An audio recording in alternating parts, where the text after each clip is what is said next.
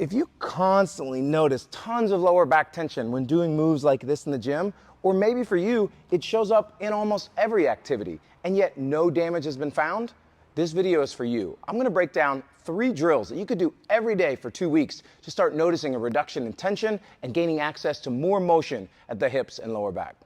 This is a great move to give a shot from home because you can just be relaxing on the floor and get started in a little bit of movement through your lower back, especially after a big flare up. So you'll see here, I'm actually just starting leading with a little bit of leg motion and then kind of just flopping over to the ground. I'm actually just beginning stages of a little dissociation between my hip and lower back in a real low tension scenario. I'm going to advance it then to going knees up, and you'll see me start to kind of fall to one side and then just let it drop.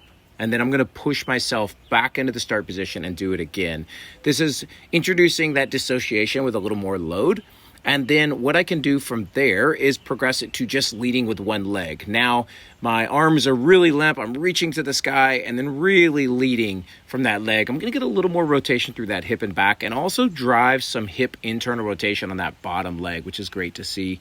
Now, if I wanted to advance from here, I'm actually going to go one leg dragging across, letting that upper body stay as limp as possible before pushing back onto my back using that leg.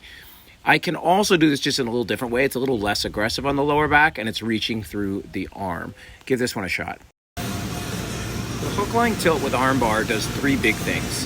First, it's going to allow me to get some rib control and a little movement through there where I'm actually going to get big long exhales to drop those ribs down. Then I'm going to get a little pelvic motion, introducing a little tuck of those hips up towards the knees, and then I'm going to get some heavy heel feel in the ramp that's going to give me a little hamstring feel. All these 3 things together is going to restore a little motion through my hips, especially hip external rotation.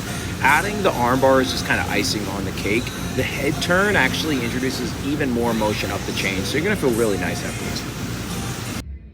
If I wanted to go load some motion and help my body feel safe with getting into positions that I just opened up via the moves before, I'm going to go with a staggered wall sit and an offset reach. So now I'm pulling back hard into my left foot, heavy heels, and then I'm reaching across the body. So I'm kind of corkscrewing myself a little bit and then just getting some really heavy heel feel to drive more quad feel overall.